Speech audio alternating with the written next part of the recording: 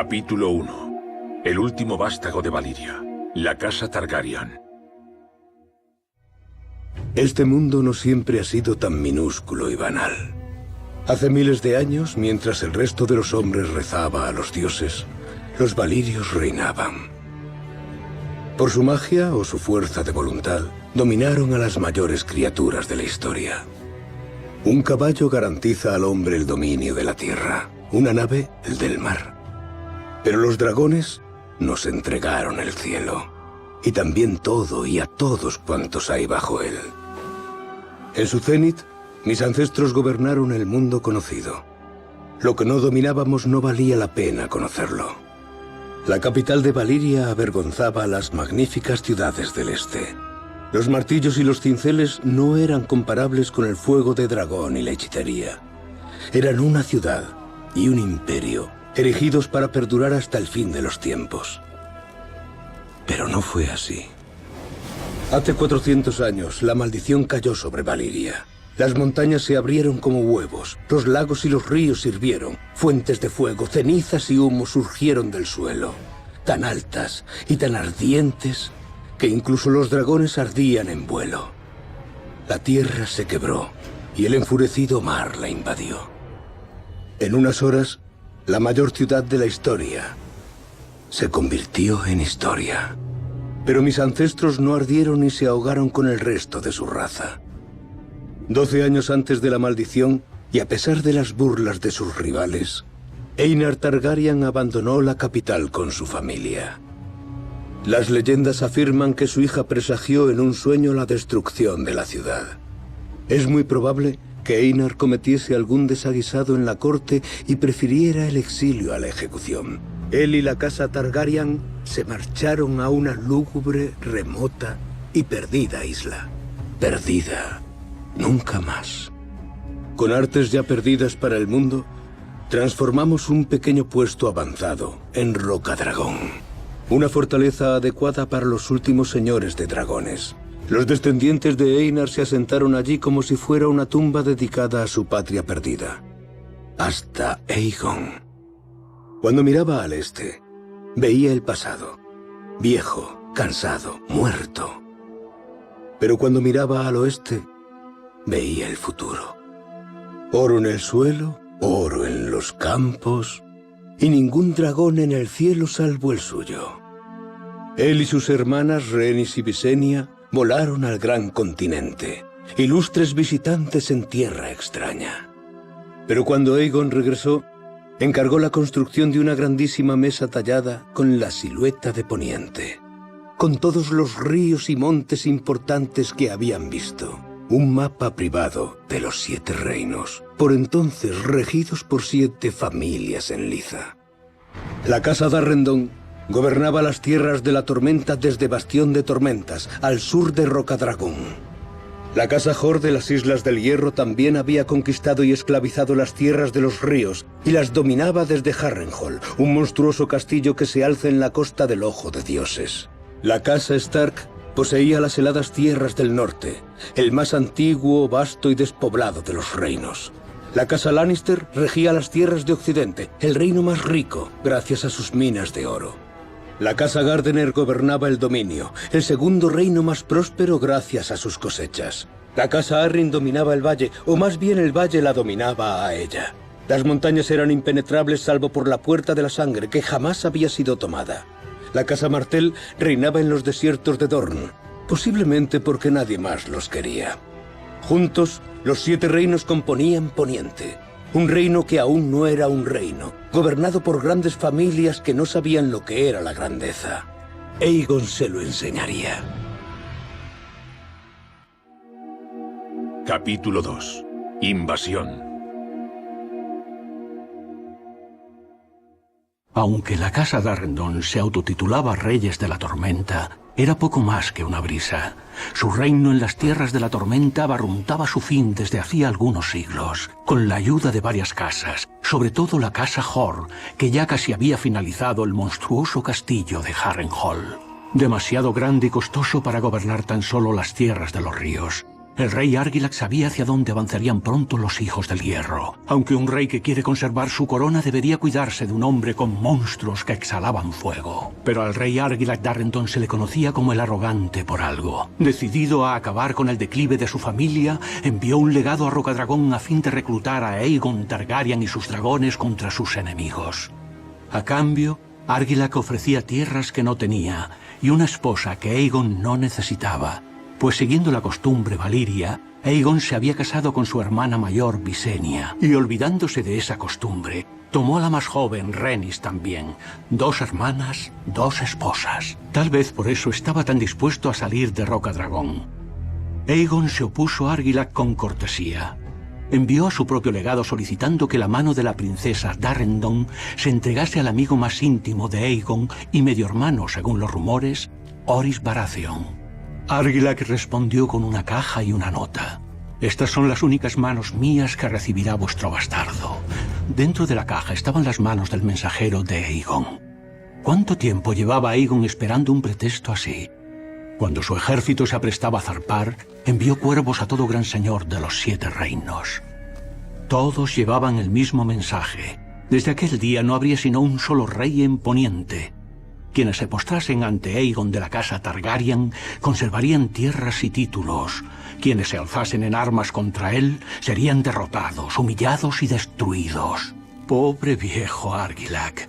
No podía igualar a Aegon en arrogancia. Aegon desembarcó en la desembocadura del Aguas Negras y construyó un primitivo fuerte Aegon en las disputadas tierras entre los reinos de Harren y Argilac, así que nadie sabía quién era el que tenía un problema.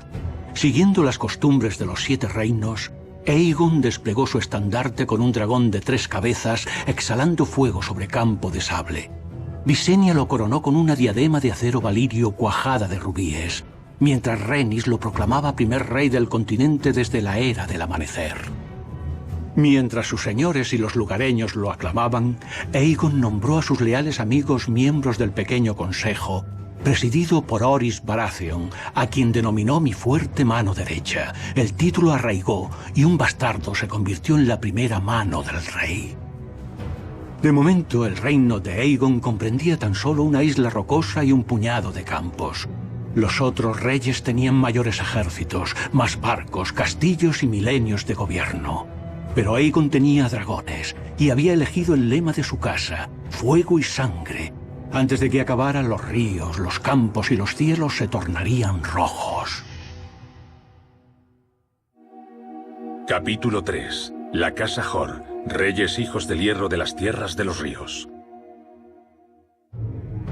Harren, de la Casa Hor, heredó un reino que se extendía desde las Islas del Hierro al Tridente.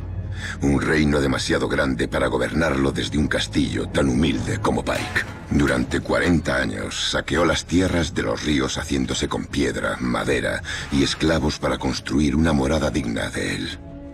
Según la leyenda, los alarifes colocaron la última piedra de Harrenhal, justo el día en que Aegon desembarcó en Poniente.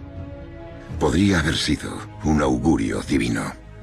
Pero hasta los alarifes querían escapar de allí antes de que llegaran los dragones. Y no eran los únicos. Cuando Aegon se acercaba, los señores de las tierras de los ríos se revolucionaron encabezados por la casa Tully. Dudo que Harrenhal lo notase.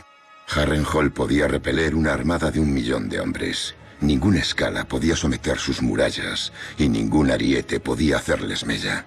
El castillo era más impenetrable que el coño de una solterona. Cerró sus puertas en torno a sí, sus hijos y sus hijos del hierro, y aguardó a que las huestes de Aegon se enfangasen en el lodo. Cuando Aegon por fin vio el monstruoso castillo, pidió parlamentar. Harren se lo concedió. Valiria había sido el mayor imperio que el mundo había visto. Harren quería mear en sus cenizas. Rendíos ahora, y seguiréis siendo señor de las Islas del Hierro. Rendíos ahora, y vuestros hijos vivirán para gobernar después. Veis mi ejército cercando vuestros muros, y veis a mis dragones. Lo que veo ante mis muros no me inquieta en absoluto. Esos muros son fuertes y gruesos. Los dragones vuelan. Pero las piedras no arden. Cuando el sol se ponga, vuestro linaje acabará. Harren escupió y regresó a su castillo. Una vez dentro, prometió tierras, riquezas y las hijas de Tali a quien consiguiese acabar con Aegon o con su dragón. Al ocultarse el sol en el horizonte, todos los hombres de Harren patrullaban por las almenas, oyendo aleteos a cada golpe de viento. Pero la luna se alzó y descendió, y no apareció ningún dragón. Mientras los hijos del hierro guardaban las almenas, Aegon condujo su dragón Valerion más y más alto en el cielo estrellado, tan alto que hasta el gran castillo de Harrenhal parecía un hormiguero. Luego se cernieron sobre el castillo, bien adentro de las murallas vigiladas. Las 5 torres de Harrenhal se alzaban hacia Aegon como una mano. Valerion abrió la boca y bañó todos los dedos en llamas. Harren tenía razón. La piedra no arde, pero los hombres sí. Aunque fueran hijos del hierro. El dragón transformó a mis ancestros en cenizas, que asfixiaban a los supervivientes cuando gritaban. Los soldados de Harren saltaron de las almenas y murieron. Se estrellaron contra las murallas y murieron. Huyeron a través del patio de armas y murieron. Harren y sus hijos se cobijaron en el interior del castillo. La piedra no ardió. Pero cuando Valerion les atacó con su fuego, se puso al rojo vivo. El mayor castillo del mundo se transformó en el mayor horno del mundo, cocinando al último de la casa Hor en su interior. Fuera de los muros del castillo, las torres de Harrenhal brillaban rojas en la noche, y comenzaron a retorcerse y fundirse como 5 grandes velas de piedra líquida que descendía por sus costados como si fuera cera.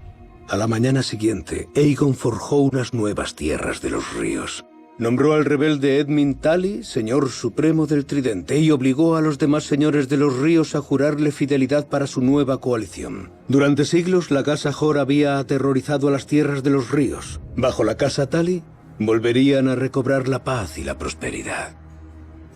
Cuando el castillo se enfrió y entraron los hombres, Aegon se aventuró en las ruinas en que había convertido Harrenhal. Vio los cuerpos carbonizados, la piedra calcinada y las espadas fundidas de sus antiguos enemigos. Para confusión de sus hombres, ordenó que se recogieran las inútiles espadas y se enviasen a Fuerte Aegon. Capítulo 4. La Casa Tarrenton. Los Reyes de la Tormenta. Mientras Aegon marchaba sobre Harrenhal tras su coronación, Orys Baratheon había llevado al grueso de sus fuerzas y a su reina Rhaenys con su dragón al sur para iniciar su invasión. Argilac el Arrogante, rey de las Tierras de la Tormenta. Argilac tenía su sede en Bastión de Tormentas, un castillo considerado el más fortificado de Poniente después de Harrenhal. Argilac sería arrogante, pero no era estúpido ni cobarde. Sus señores le aconsejaron que cerrase las puertas y aguardase al asedio. Pero oyó lo que había pasado en Harrenhal y se negó a morir como un cerdo asado en su propio castillo. Conocería la victoria o la derrota del mismo modo, espada en mano. Llamó a sus banderizos y marchó para reunirse con Orys Baratheon en el campo. Gracias al dragón de Rhaenys, Meraxis, Orys supo que Argilac llegaba, cuántos hombres tenía y a qué velocidad marchaban. Así que Orys simplemente se asentó en un terreno elevado y aguardó a Argilac en las colinas. Cuando ambas huestes se aproximaron, el viento se alzó para recibirlas, y la lluvia cayó a raudales, una galerna que daría su nombre a la batalla, la última tormenta. Los señores del rey Argilac le aconsejaron que aguardase a que mejorase el tiempo. Pero el rey de la tormenta vio que la lluvia golpeaba en el rostro a los hombres de Baratheon en sus colinas.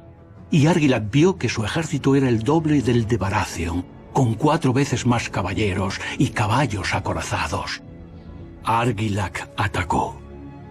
3 veces dirigió Argilac a sus hombres contra la línea de Baratheon, pero las colinas eran empinadas y la lluvia había enlodado el suelo. Los caballos de guerra se atascaban y resbalaban y las cargas fracasaban. La batalla parecía perdida, hasta que Argilac ordenó a sus lanceros que ascendieran por la colina. Cegados por la lluvia, los hombres de Baratheon no los vieron hasta que ya fue tarde. Una colina cayó, luego otra y otra, hasta que solo quedó una en el centro del ejército de Baratheon. Si Argilac lograba penetrar, podría dividir al ejército invasor en dos mitades. Argilac y sus hombres acometieron y rompieron la línea de Baratheon, rebelando a la reina Rhaenys y a Meraxis. La vanguardia de Argilac ardió en llamas y sus hombres se aterraron. La carga de la victoria se transformó en un caos y el propio Argilac fue derribado del caballo, pero no se rindió. Cuando Orys Baratheon llegó, halló al viejo rey resistiendo con una docena de hombres y otra media docena muertos a sus pies. Orys descabalgó para reunirse con el rey a igual altura y ofreció a Argilac una última oportunidad de rendirse, pero Argilac lo maldijo. Mientras la tormenta los azotaba, el viejo guerrero y el barbudo joven lucharon por la vida y por el reino. Al final, Argilac obtuvo su deseo. Murió, espada en mano. Al difundirse la noticia de la muerte de Argilac, sus señores y caballeros arrojaron sus espadas y huyeron. Orys y su vanguardia cabalgaron hacia Bastión de Tormentas para reclamar su castillo para Aegon, pero encontraron las puertas atrancadas y los muros defendidos. La hija de Argilac había asumido la corona, y la nueva reina de la tormenta era tan dada a la rendición como su padre. Declaró que Orys tan solo ganaría huesos, sangre y cenizas allí. Pero sus hombres eran más débiles que ella. Y aquella noche Orys vio cómo le entregaban a la hija de Argilac amordazada, encadenada y desnuda en su campamento. Argilac se había negado a concederle a Orys su mano. Ahora podía tomar cualquier parte que desease, pero Orys desencadenó a la joven, la envolvió con su capa y le sirvió una copa de vino. Le dijo que adoptaría las armas, la bandera y el lema de la casa Darrendon para honrar el coraje de su padre en la última tormenta. Le venía muy bien, ya que Orys carecía de todo eso. El ciervo coronado se convirtió en el sello de la casa Baratheon y Bastión de Tormentas en su sede. La hija de Argilac permanecería en su hogar, aunque como señora en lugar de princesa. Las tierras de la tormenta ya eran de Aegon, y como tributo éste exigió las espadas de los hombres a quienes Orys había derrotado. ¿Con qué propósito? Orys lo ignoraba.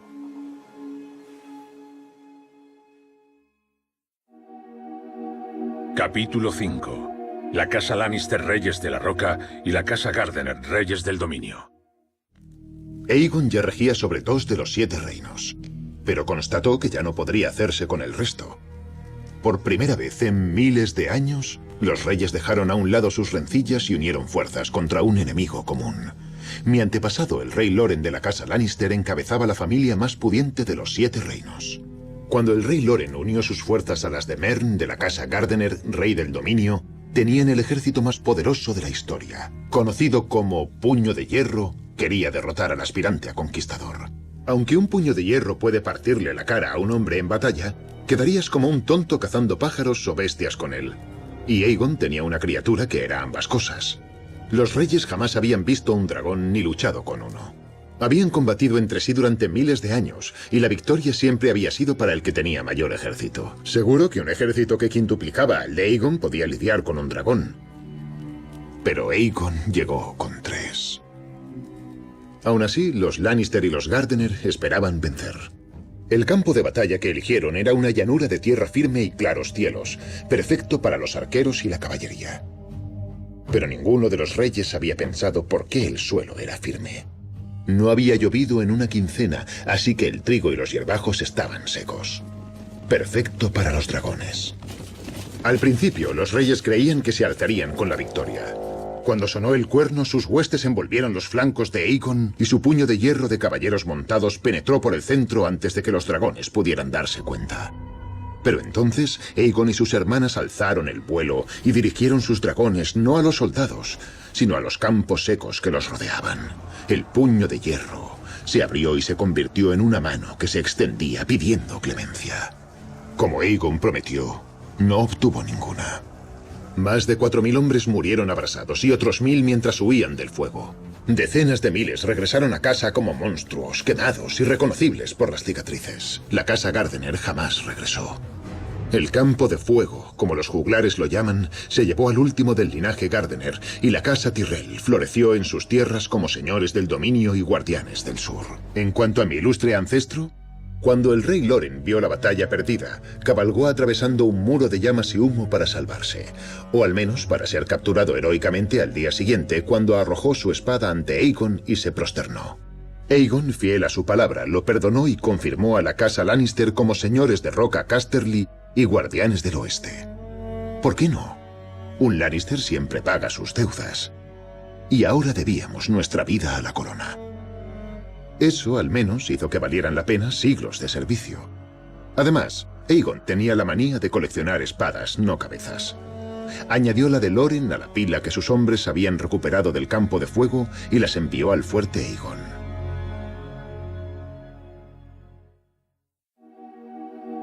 Capítulo 6. La casa Stark, los Reyes del Invierno. Con la mayor parte del sur en manos de Aegon, la mejor oportunidad de rechazar al conquistador residía en el norte, si es que nos preocupaba intentarlo. A diferencia de nuestros rivales sureños, los Stark, Reyes del Invierno, no forjaron el norte como reino de gloria o de oro. Hay poco de eso por aquí, sino para sobrevivir. Solo en Poniente, el norte recordaba cuándo algo peor que los dragones devastó sus ejércitos. Hace miles de años el sol se puso en el reino de los hombres y comenzó la larga noche. Una nueva raza emergió del hielo y la nieve, los caminantes blancos. No exigían una corona, no ofrecían términos, no perdonaban la vida a nadie y los muertos marchaban con ellos. Con la humanidad enfrentada a la extinción, un Stark recurrió a los hijos del bosque, los seres más antiguos de Poniente, y los convenció para aliarse con los hombres a los que en otro tiempo combatieran. Juntos rechazaron a los caminantes hasta las tierras del eterno invierno y los aislaron de los 7 reinos con el muro. 100 leguas de hielo, piedra y tierra ascendiendo hasta superar los 500 codos de altura. Para guardarlo fundaron la Guardia de la Noche, una hermandad juramentada para defender a los vivos de los muertos, un voto que borra tanto títulos como crímenes. Tras la larga noche, el norte trató de olvidar que pertenecía a un continente, quizá por orgullo, quizá por pura ignorancia. Nunca se sabe con el norte. Pero al extenderse la noticia de los dragones de Aegon, Torren Stark, el rey del invierno, supo que no podía desentenderse de Poniente y convocó a sus señores en Invernalia. Muchos necios obviaron el peligro, mientras los demás apostaron sobre cuánto tardaría el sur en arder. Torren los silenció, con la orden de aprestar sus huestes y descender del norte a presentar batalla.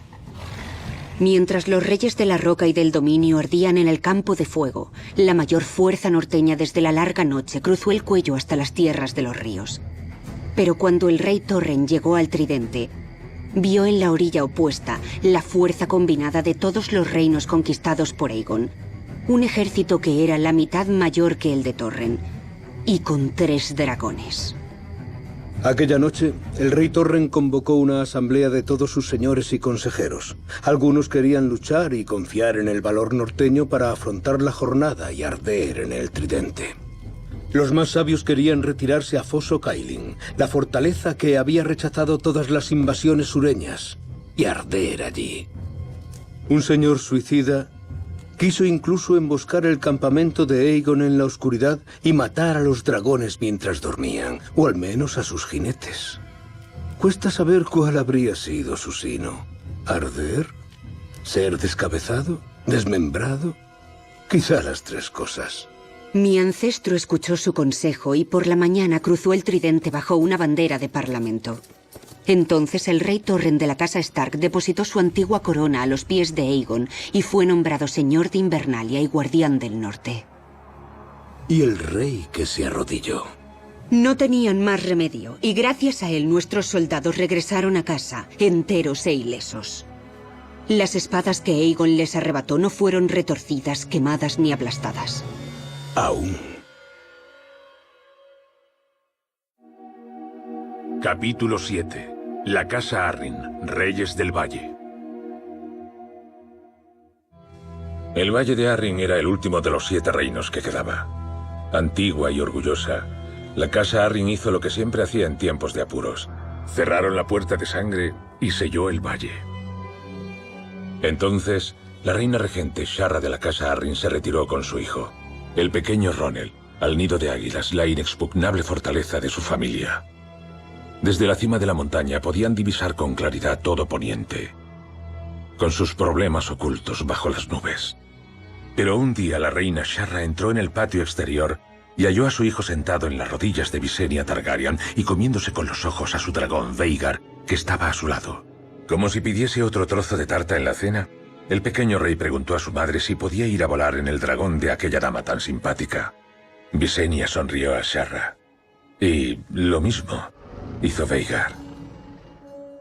Recordando sus buenos modales, Sharra le preguntó si podía ofrecerle vino o comida. Debía de estar fatigada tras tan largo vuelo, pero Visenya lo rechazó. Aburrido por la escasa atención de su madre, Ronel exigió una respuesta. Pobre niño. Ni siquiera comprendía la pregunta. Sharra dudó por un momento. Luego preguntó a Visenya, como madre, si era seguro para el niño. Visenya le aseguró que sí. ¿Qué remedio le quedaba a Sharra? Mientras su hijo circundaba el castillo, ella recogió su diadema, su corona de regente y la antigua corona halcón de la montaña y el valle que los Arryn habían llevado durante miles de años. Ronel había ascendido a los cielos como rey, pero aterrizó como señor. Tal vez considerase justo el cambio de sus antiguos derechos por unos minutos de vuelo como haría el niño. Lo más probable es que ni reparase en las 3 coronas que yacían a los pies de Visenya, ni reconocería las espadas de su guarnición junto a ellas.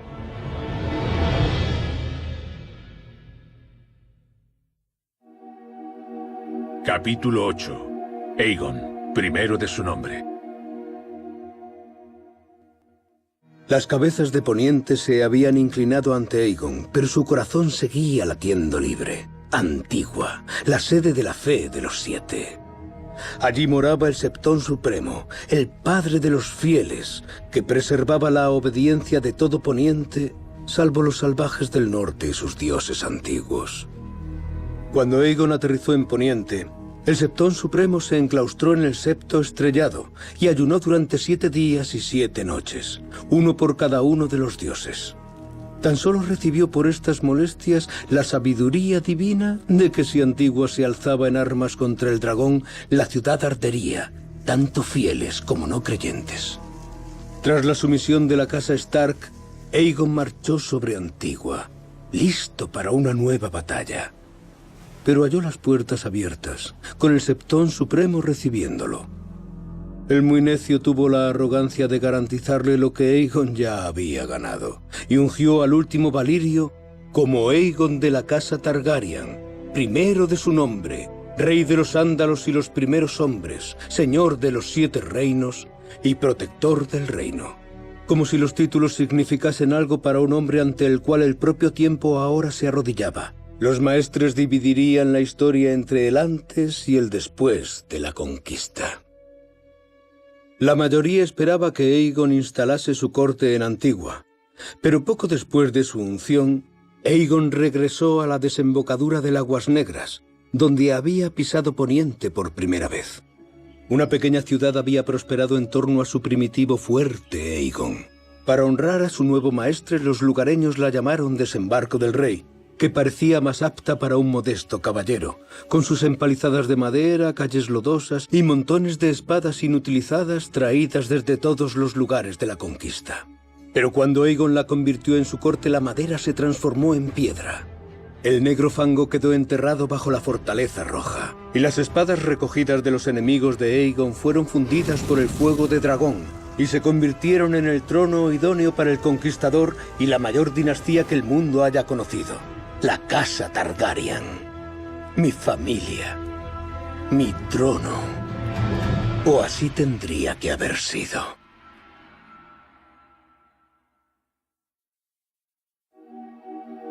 Capítulo 9. La casa Martell, princesa de Dorne.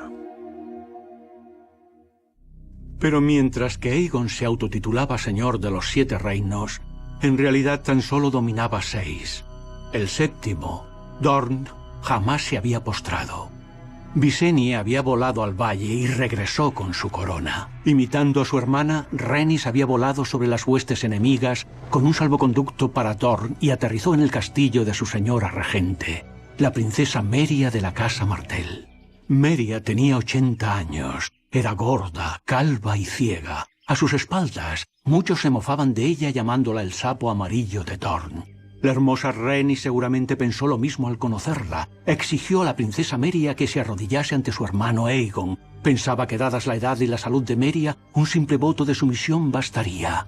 Pero la princesa dijo a la reina que los Targaryen no eran queridos en Dorn, y que ningún Martell se arrodillaría ni sometería en modo alguno por más que lo quemasen. Rhaenys podría haber montado sobre su dragón en aquel momento y asar a Meria en su castillo como su hermano había hecho en Harrenhal. Pero algo debió ver en los ojos de Meria que le asustó y le hizo volver al desembarco del rey con la cola de su dragón entre las piernas. Tras la coronación de Aegon, Rhaenys regresó a Dorne con Aegon y Visenya y sus dragones.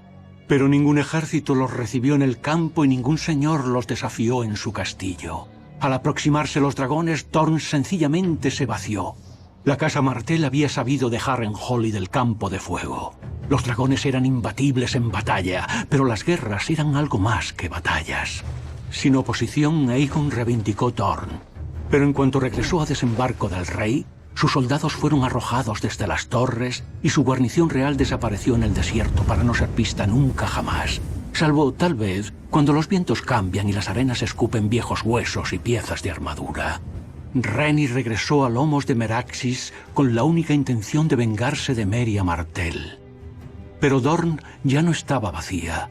Los dornienses mantuvieron la promesa de Meria y lucharon incluso ardiendo bajo el fuego de dragón. Y vencieron. Un día el venablo de una ballesta se clavó en un ojo de Meraxis y derribó al dragón del cielo. La casa Martell continuó ilesa, a diferencia de la infortunada Rhaenys. En su rabia, Aegon y Visenya prendieron fuego a cada castillo y a cada ciudad salvo Lanza del Sol, tratando de volver al pueblo contra la casa Martell. Pero los dornienses permanecieron leales, y cuando Aegon regresó a desembarco del rey, halló asesinos aguardándole en las calles de su propia capital.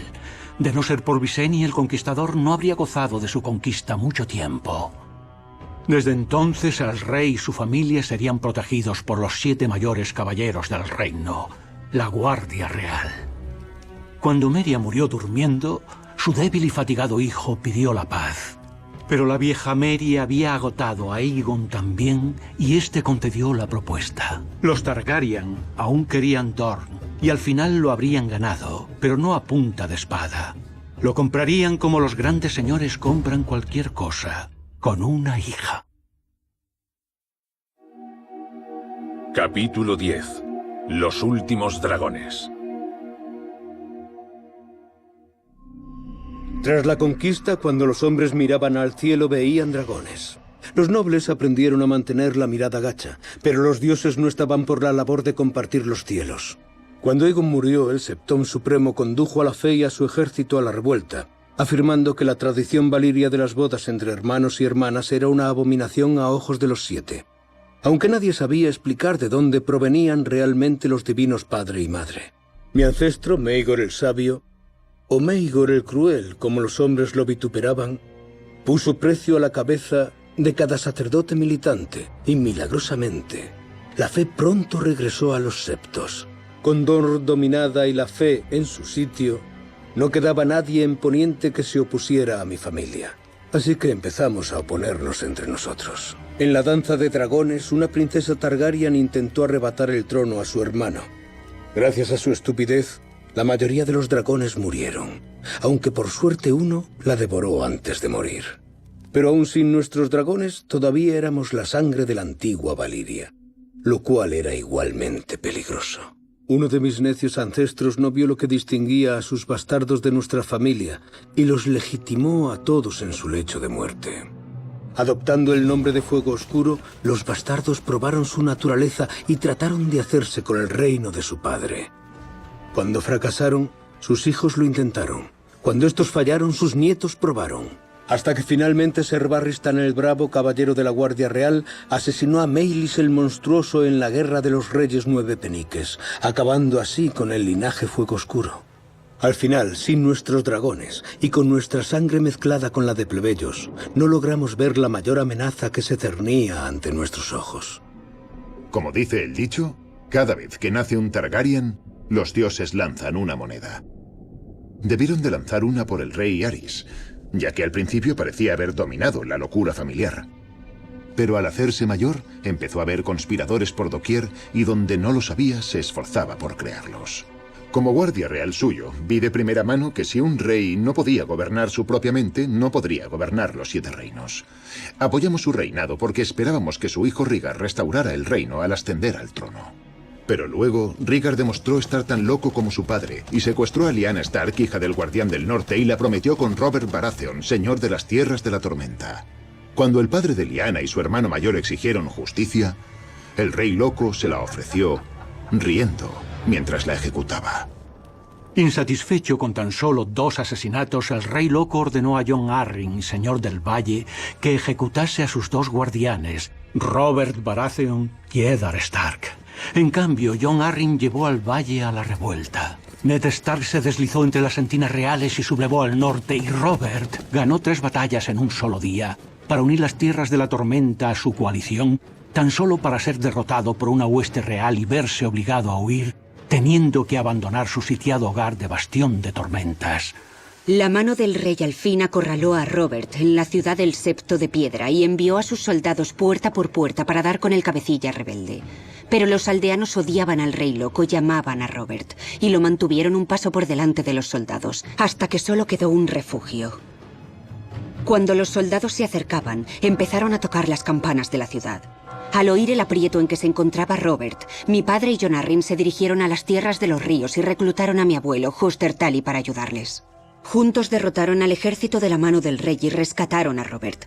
Para celebrar y cimentar la alianza con los Tully, nuestro padre se casó con mi madre, Catelyn, y Jon Arryn lo hizo con mi tía Lysa.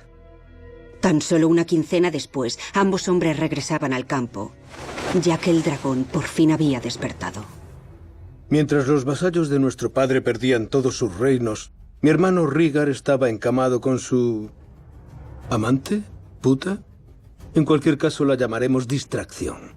Pero Rhaegar recobró el sentido y regresó a desembarco del rey. Persuadió a nuestro padre para que convocase a su amigo perdido, Lord Tywin Lannister, el hombre más rico y poderoso del reino. El propio Rhaegar conduciría el ejército real contra el usurpador, Robert. En las orillas del Tridente, mi hermano peleó con el hombre a cuya esposa tenía secuestrada y el cual quería robarle su derecho de nacimiento.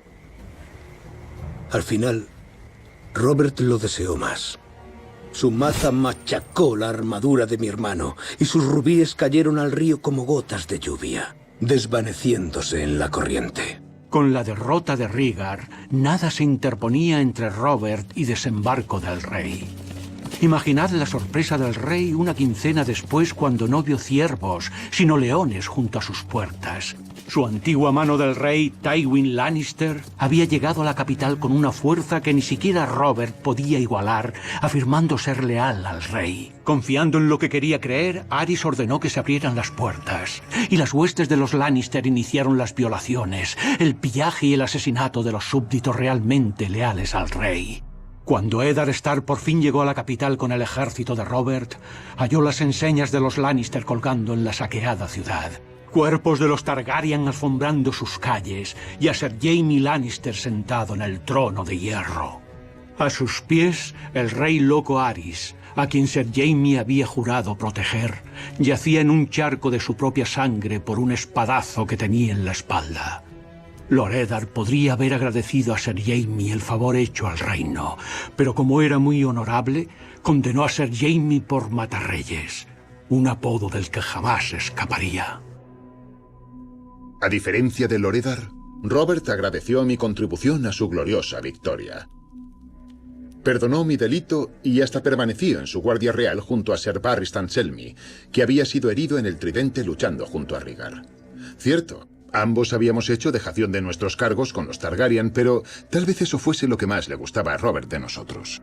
Cuando mi padre presentó a Robert los cuerpos de la mujer de Rhaegar y sus 2 hijos, Ned Stark se encolerizó y exigió a Robert que enviase a su asesino a Thorne y a mí al muro. Pero yo vi lo que Ned no pudo ver. Robert estaba avergonzado por los cadáveres, y más avergonzado por su alivio. Sabía que los herederos de Rhaegar debían morir, o su trono jamás estaría a salvo. Pero los héroes gloriosos no mataban niños. Simplemente no castigaban a sus asesinos. Sin duda yo habría sufrido un sino similar, pero mi padre sabiamente nos había enviado a mi madre embarazada y a mí a Rocadragón. Cuando el usurpador envió a sus hombres a matarnos a mí y a mi recién nacida hermana para proteger su trono robado, un caballero leal nos sacó de allí atravesando el mar angosto hasta Pentos. Y así los últimos dragones de Valiria, herederos de la mayor dinastía, de la mayor civilización que el mundo haya conocido, durmieron en cloacas y se alimentaron de sobras en callejas, un paso por delante de los puñales del usurpador y un paso por detrás de los susurros de su capitán de los espías, Varys. Pero no huiremos siempre. Algún día regresaré a mis reinos al frente de un ejército. Recuperaré mi trono y pagaré a los traidores con la única moneda que mi familia conoce: fuego y sangre.